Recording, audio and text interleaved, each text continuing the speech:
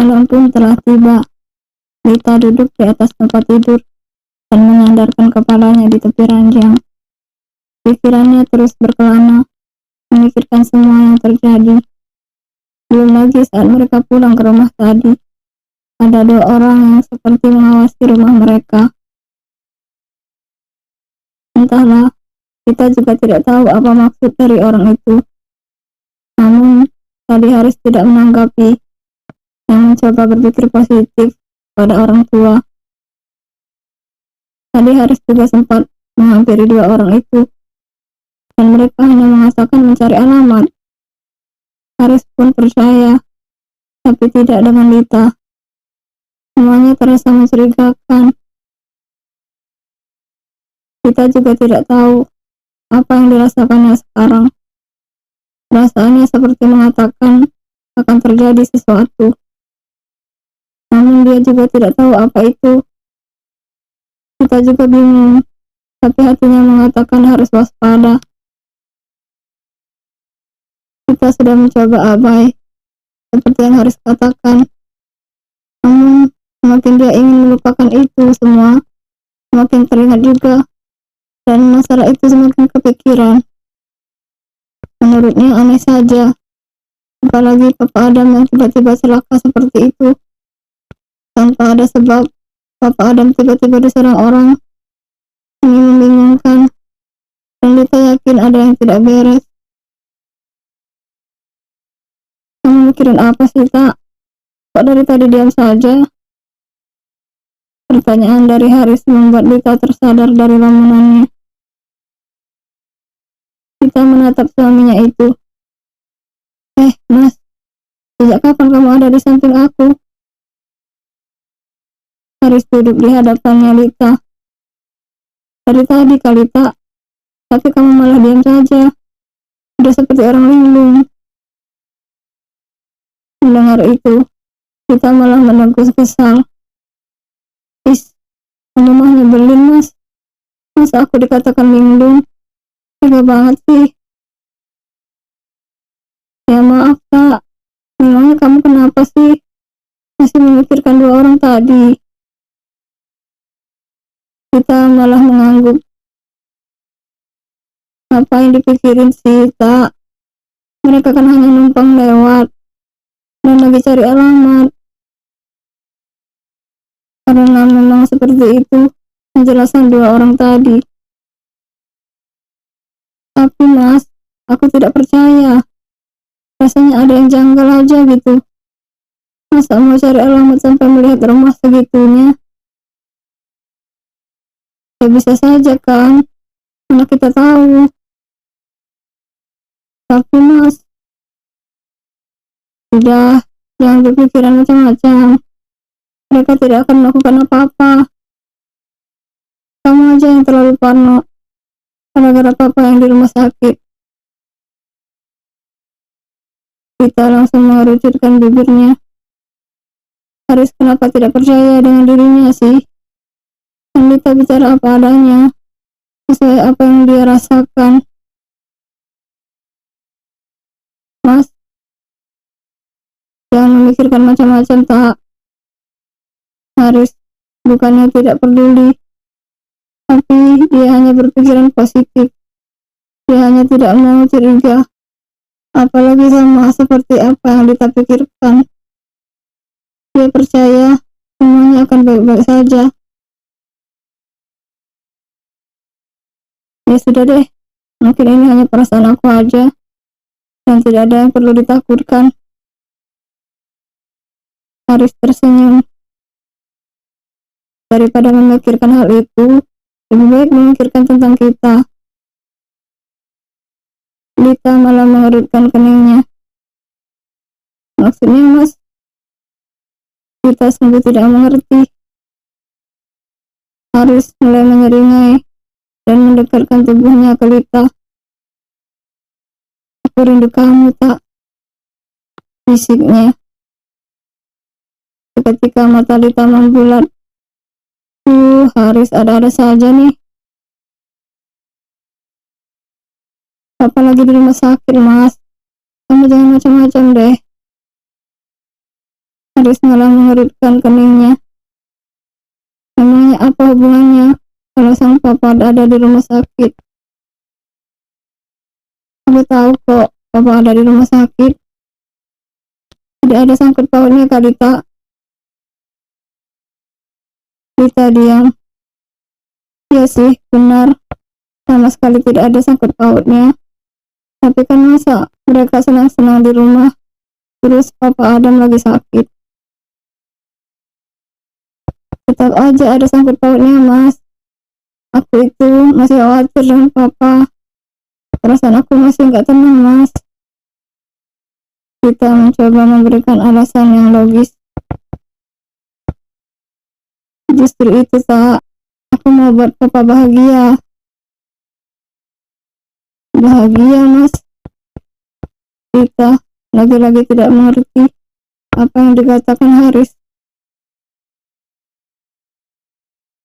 Haris tersenyum, dan lebih tepatnya sih senyum menyebalkan. Kita tahu itu, dan dia sudah hafal dengan suaminya itu.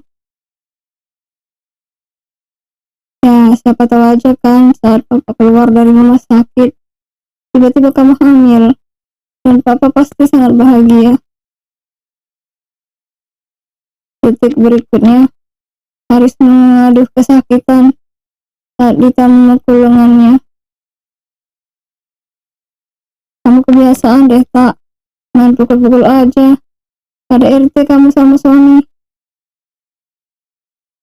Dan lagian kamu aneh-aneh aja sih. Siapa yang aneh-aneh sih, tak? Aku kan rindu kamu. Haris semakin mendekat, bahkan sekarang sudah memeluk tubuh Dita. Aku capek, Mas. Kan kita tadi habis dari perjalanan jauh. Dita tidak bohong kok. Dia bicara apa adanya. Dirinya memang capek. Tadi juga papa Adam menyuruh mereka pulang ke rumah untuk istirahat. Mendengar itu, Haris malah tersenyum dan mendaratkan ciuman di pipi Dita. Ya sayang, aku tahu kok. Aku hanya bercanda kali. Haris juga mengacak-ngacak rambut Dita. Ya sudah, kita tidur. Kasihan kamu, kayaknya kecapean banget.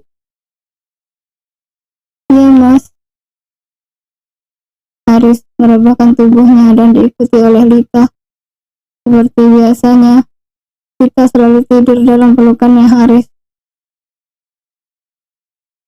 Jangan memikirkan macam-macam lagi, tak.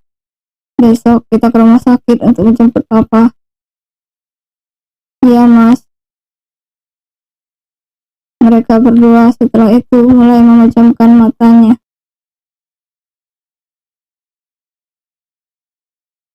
Malam kian larut. Dita pun kembali membuka matanya. Tenggorokan yang terasa kering membuat Dita terbangun. Dita melihat gelas di meja samping tempat tidur yang ternyata kosong. Dita pun perlahan melepaskan tangannya Haris yang memeluk erat dirinya. Setelah itu Dita bangkit dan turun dari tempat tidur. Dita berjalan keluar kamar dan menuju dapur untuk mengambil minum dan membasahi tenggorokannya. Setelah Dita mengambil minum, dia pun kembali ke kamar. Sesampainya di kamar, entahlah ada dorongan dari mana, tiba-tiba saja Dita ingin ke balkon kamar, dan sepertinya pemandangan malam hari itu indah.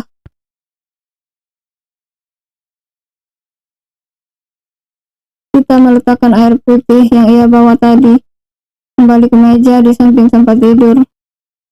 Setelah itu dia pun langsung mendekat ke balkon kamar. Sejenak Dita tersenyum saat merasakan udara malam yang begitu dingin. Namun setelah itu tidak sengaja netranya melihat sesuatu dari bawah. Mereka lagi. Ya, Dita melihat ada orang yang lagi-lagi seperti memata-matai rumah mereka. Orang itu juga sama seperti orang yang tadi siang. Ya, Dita tidak salah. Dia tentunya masih ingat. Lagian di bawah semua lampu menyala, jadi bisa terlihat jelas wajah orang-orang itu. Ini sudah pasti ada yang tidak beres. Aku harus kasih tahu Mas Haris. Dita pun langsung menghampiri Haris yang tengah tertidur pulas. Mas Haris. Dita menggoyang-goyangkan lengan Haris agar suaminya itu bangun. Bangun Mas, aku mau bicara sesuatu. Tidur Haris mulai terganggu dan perlahan membuka matanya. Saat matanya terbuka, dia langsung melihat wajahnya Dita yang ada di hadapannya. Ada apa sih, Tak? Kok malam-malam begini bangunin aku? Kamu kangen ya? Suara Haris pas seperti orang bangun tidur. Dita mendengkus. Apa-apaan sih Haris? Dita mau bicara serius, dia malah seperti ini. Bukan Mas. Terus apa, Tak? Haris bangkit dan kini duduk di hadapannya Lita. Aku tadi berdiri di balkon kamar. Terus tidak sengaja aku lihat orang Mas. Dia seperti memata-matai rumah kita Mas. Kamu serius, Tak? Kali ini Haris terlihat serius. Iya Mas, kamu tahu nggak? Orang itu orangnya sama saat siang tadi, yang katanya lagi cari alamat itu. Masa sih, Tak? Aku serius Mas. Ngapain juga aku bohong? Kalau kamu tidak percaya, lihat sendiri aja. Haris pun mengangguk. Dia menuruti apa yang Dita katakan untuk melihat yang Dita lihat tadi. Benar saja, saat dia sudah berada di balkon, memang ada orang yang tengah memata-matai rumah mereka. Dan orang itu sama seperti orang yang tadi siang.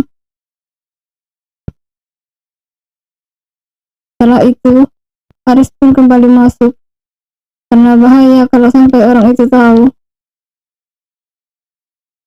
Aku benar kan Mas? Ya Tak, mau apa mereka? Aku juga nggak tahu Mas. Apakah mungkin ada hubungannya dengan Papa? Bisa jadi Tak. Aku pasti akan cari tahu semuanya. Kamu tenang saja. Yang penting sekarang kamu jangan panik. Iya Mas. Harus menghela nafasnya. Dia juga penasaran. Siapa orang yang berani main-main dengan keluarganya? Namun, sepertinya Papa Adam tahu sesuatu. Haris akan tanyakan itu semua besok. Bersambung.